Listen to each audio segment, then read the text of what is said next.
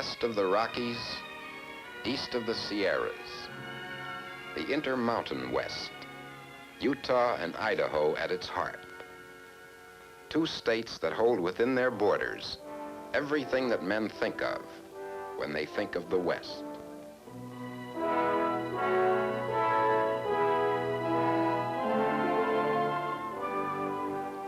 The wind, cold and clean from the mountains of the Northwest. The wind warm and dry in the Southwest desert.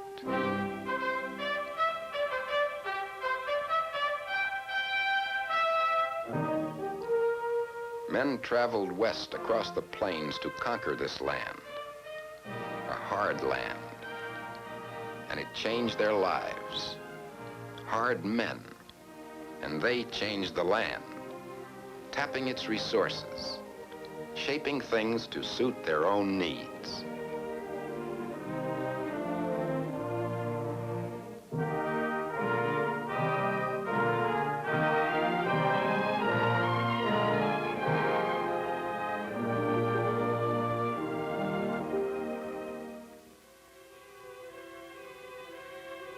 A place called Promontory in northern Utah. Not much to look at now, but back in 1869, a railroad was completed here. The first transcontinental line, rails from the east and the west, joined by a golden spike.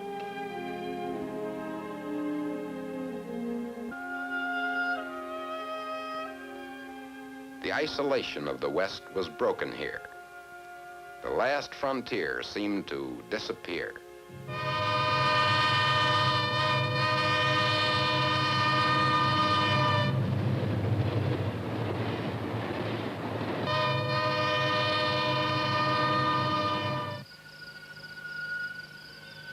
A place called Silver City in the hills of Idaho.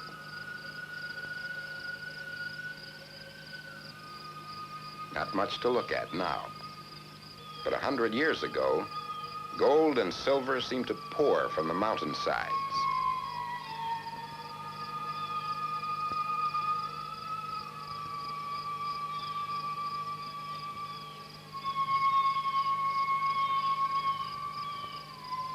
When the loads ran out, men said that the last frontier had disappeared.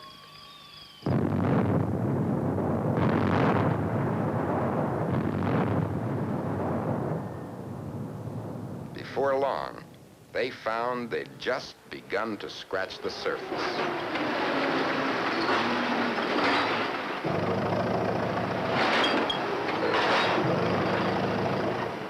No part of the nation has such a wealth of raw resources, just barely touched.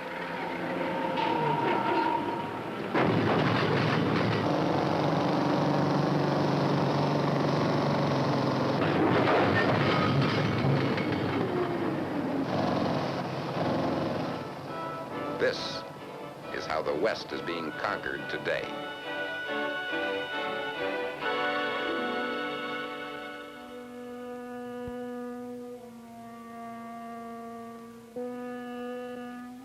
At the very beginning, before men came and left their mark, the shape of this land was carved by the wind.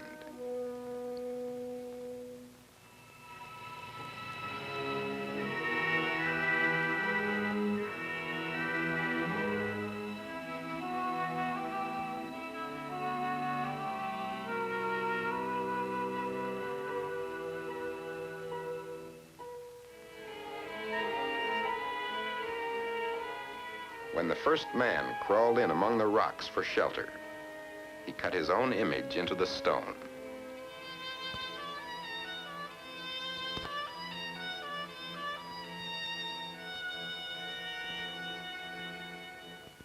He built a home and made a record of his life.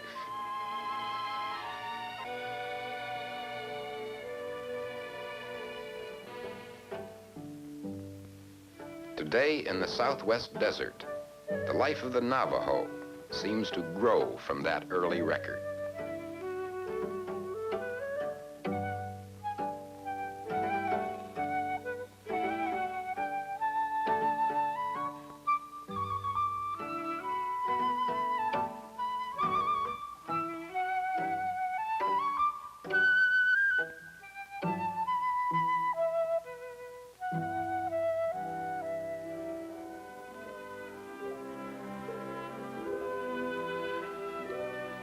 valley where they tend their flocks is still shaped by the wind.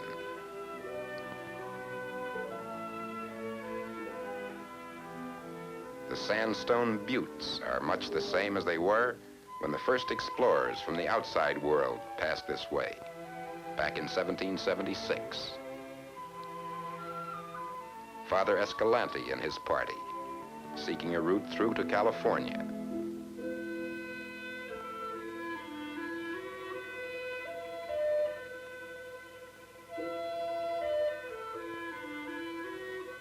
"30 years later, Lewis and Clark cut their trail through the wild forests of northern Idaho, seeking a way to the Pacific.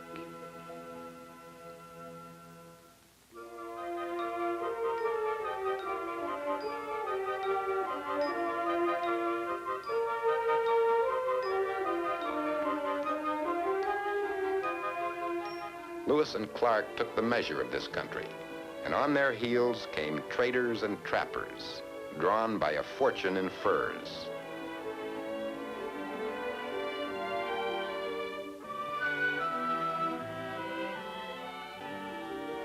In 20 years, the streams were trapped out, but the territory had been opened. The time had come for men who meant to settle and stay.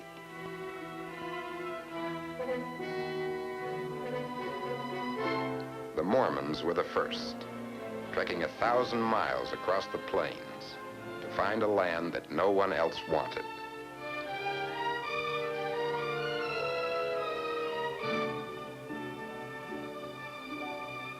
A 1,000 miles until Brigham Young said, "This is the place."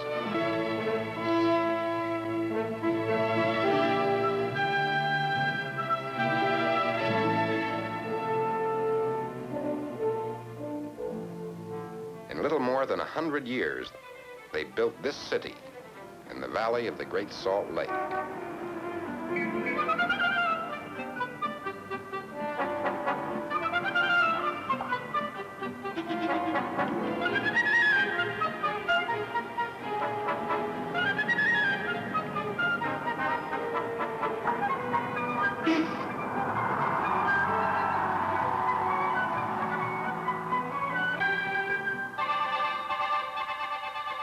From the very first, the city had been planned with a temple at its heart. We'll find the place which God for us prepared, far away in the west. A garden, echoing with the voice of the tabernacle choir.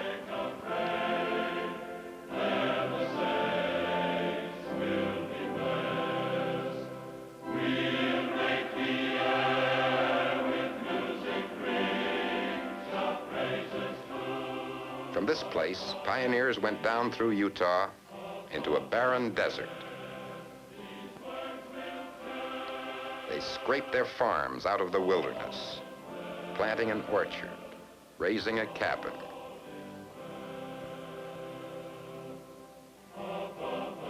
Not a friendly land, but they stayed with it. They put down roots and made it their own.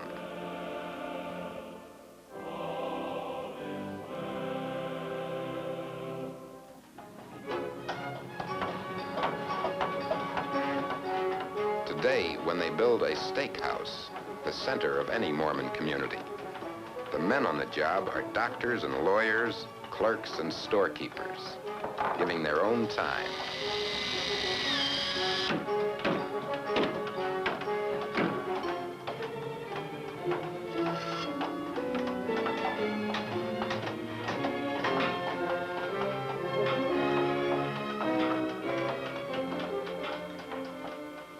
They build as their fathers did, remembering Isaiah's prophecy. The wilderness and the solitary place shall be glad for them, and the desert shall rejoice and blossom as the rose.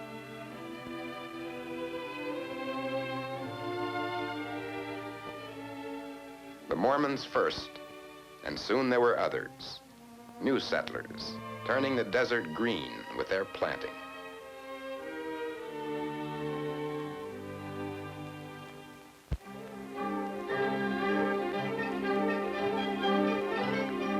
This is the Intermountain West today.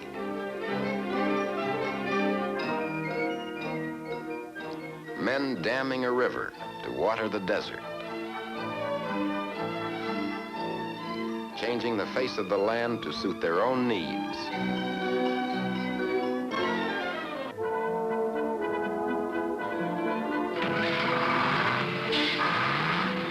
Turning a frontier trail into a highway.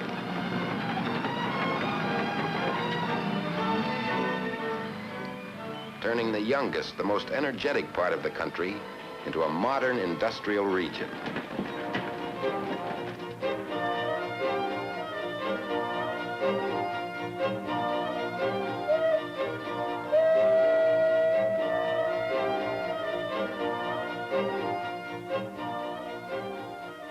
Like the early pioneers, industry has traveled west.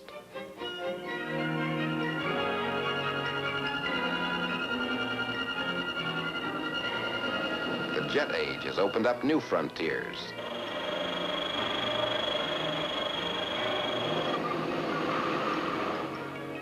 New jobs to be tackled.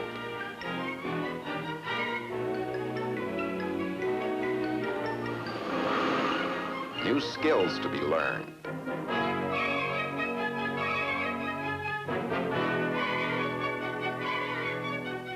New challenges to be met in the university research lab.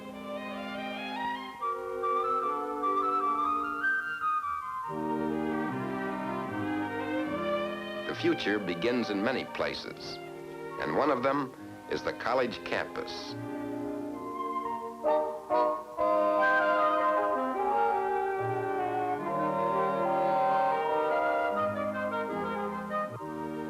In the schools of Idaho and Utah, young people are learning to explore everything from the world of nuclear physics to the world of the arts.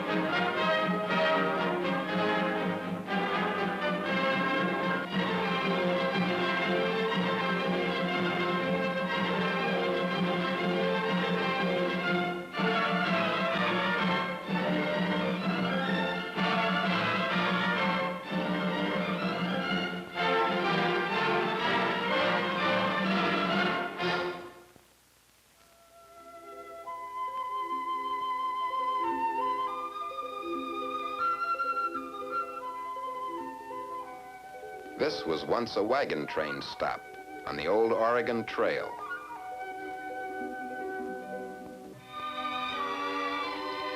Fur traders once made a rendezvous here. A town called Boise, the capital of Idaho.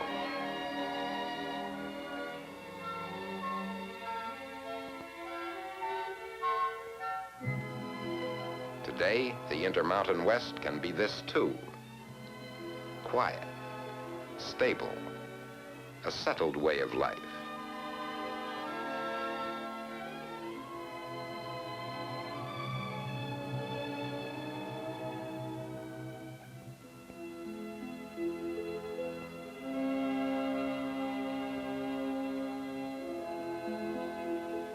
But no matter how settled your town may be, you're never very far from the frontier wilderness.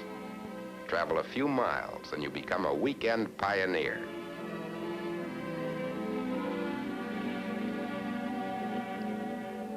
With nothing but a primitive trail to follow, you begin to feel that adventure may still be possible.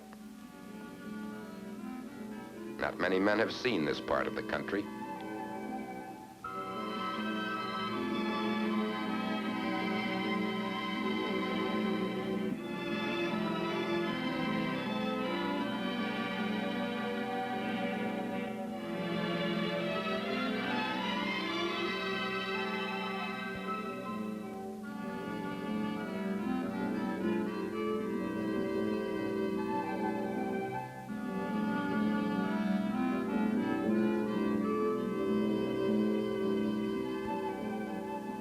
Stop for a while and build a little world of your own.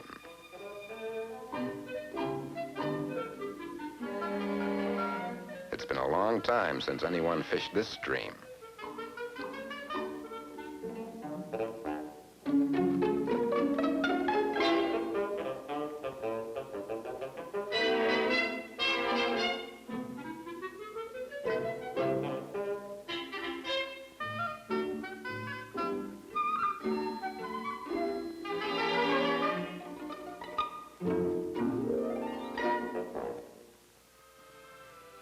You're never very far from the frontier, never very far from the world of raw resources that have made the wealth of this region.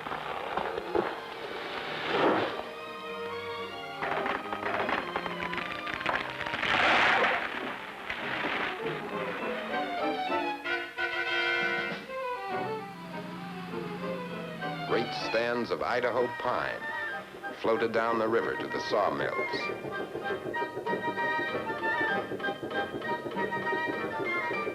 On their way to becoming paper and pulp, veneer and plywood, pressed logs and lumber.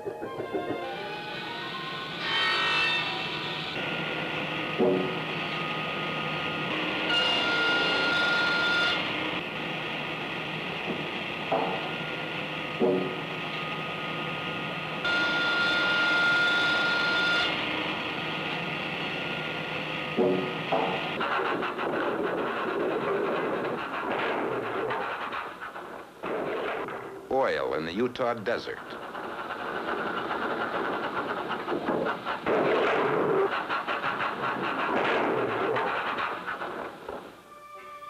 Salt, harvested from the waters of the Great Salt Lake.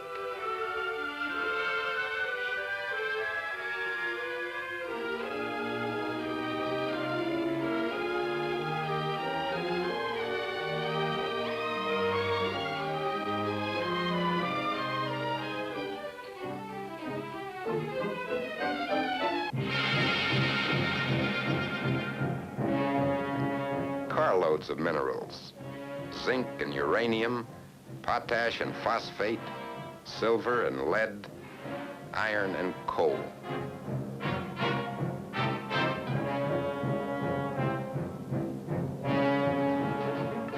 This will be turned into bars of copper.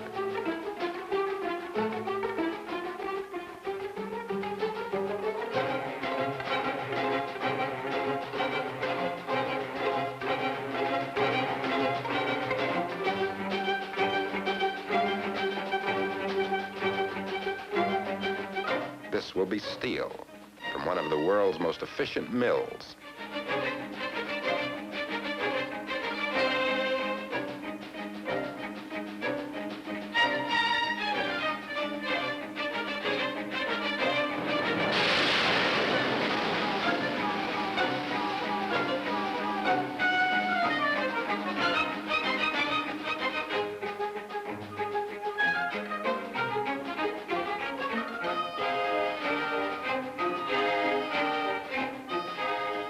Processing plants built close to the source of raw material.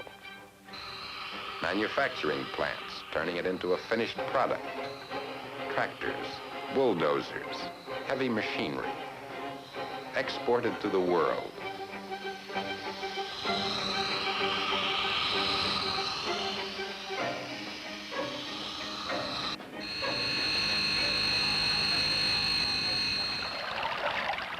great industrial region, but something else too, a playground.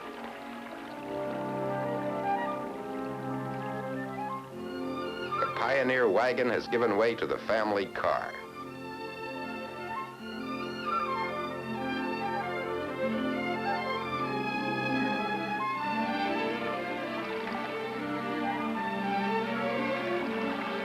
Canyons that held back the first explorers have become a national park.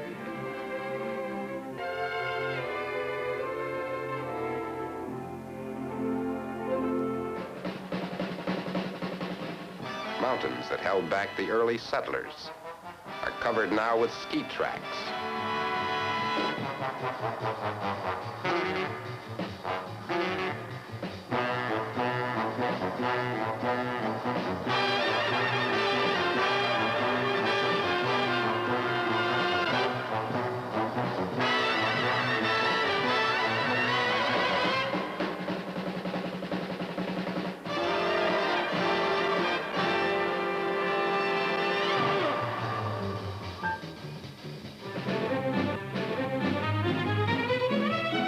Marshland that seemed so forbidding to the pioneers is now a duck hunter's paradise.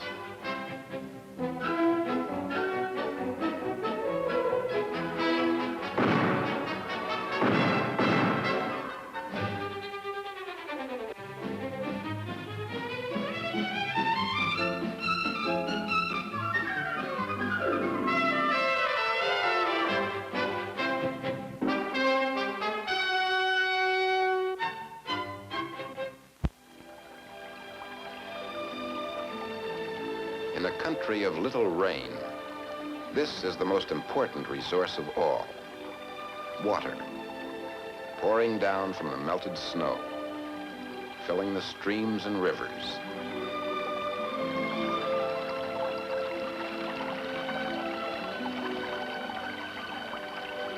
The water is there, waiting to be harnessed.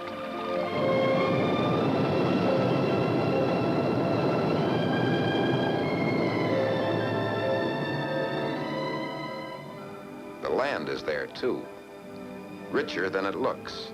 All it needs is irrigation.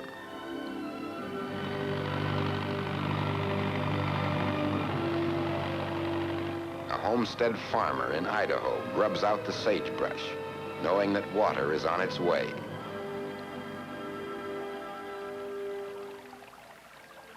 Once he has water, he can start to build his house.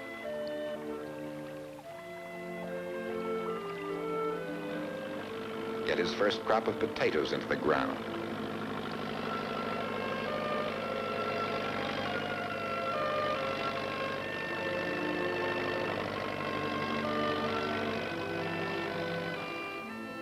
In a few years, the homestead family pioneers a farm out of wasteland.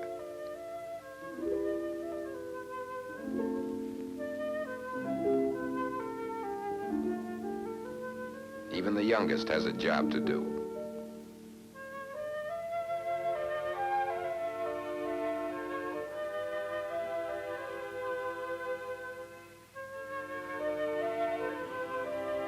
One thing comes first here.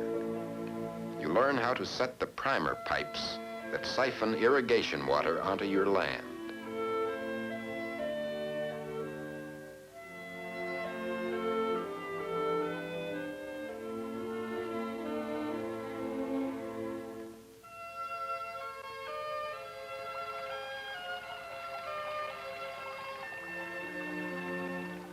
Water can change a man's life if he knows how to change its course.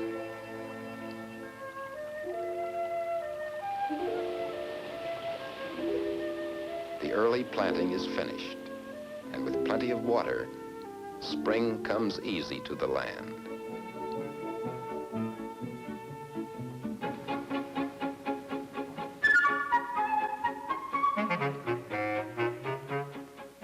Regular as clockwork, new lambs in the spring.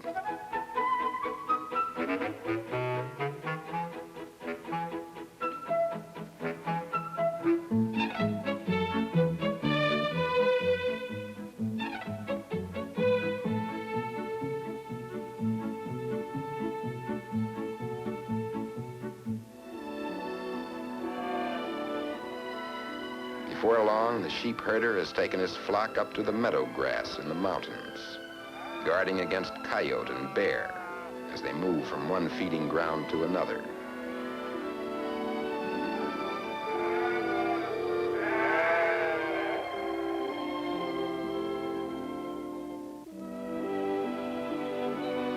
The cattle rancher has brought his herd up to the summer range.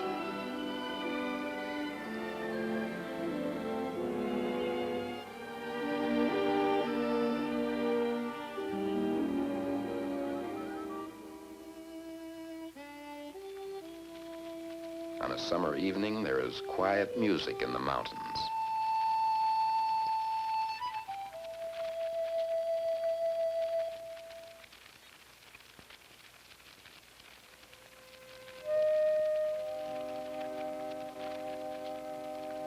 Most of the sheep herders up here are Basques. They still remember the songs of their homeland in the north of Spain.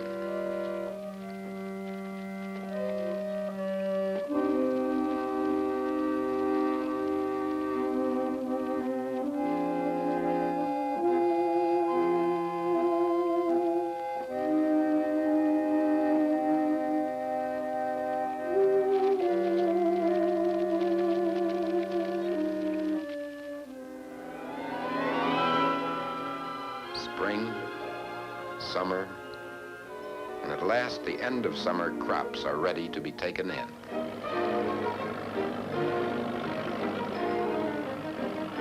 The fields of wheat are ready for the reapers.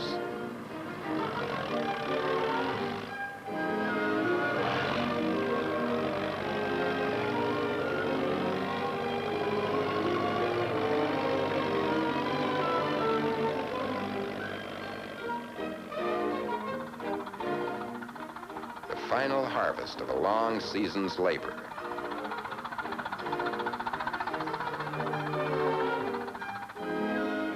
The homesteader's land is green with beet tops.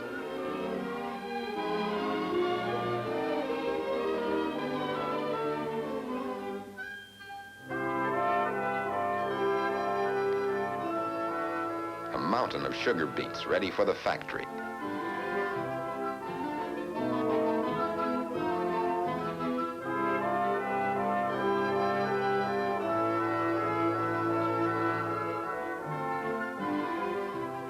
With processing plants built close to the harvest, agriculture becomes a manufacturing industry.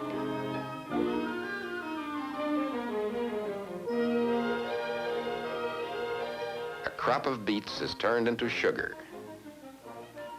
Everyone's first stop at the county fair.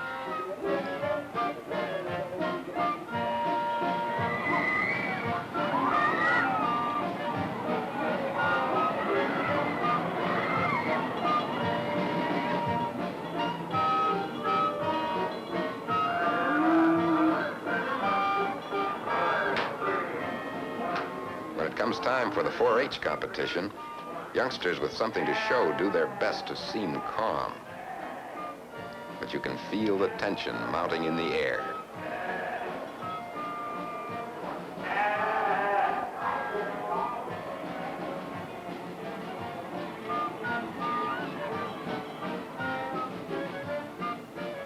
In this part of the country, county fair means rodeo.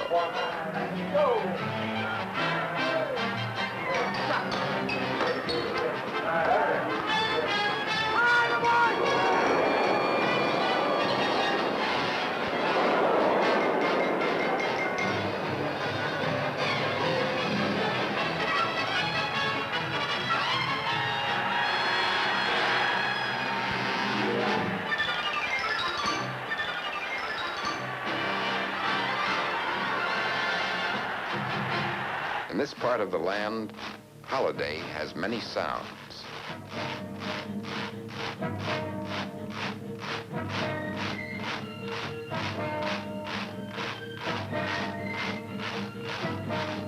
An Indian festival in Utah,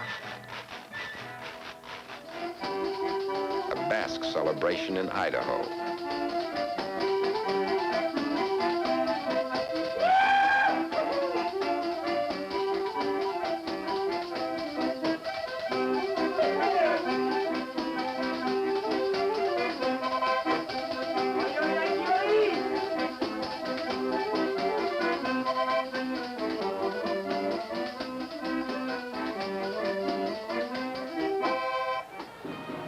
Pioneer Day in Salt Lake City.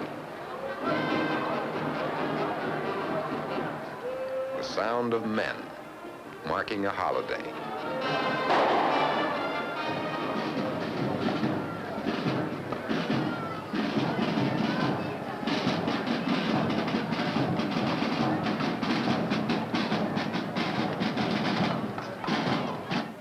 The sound of men commemorating their past.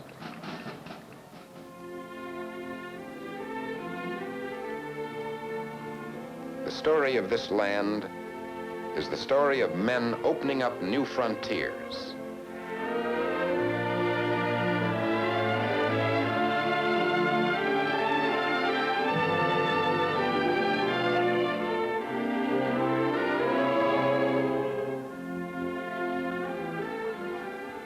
The Intermountain West, a land where the last frontier, the world of natural resources, is still being conquered.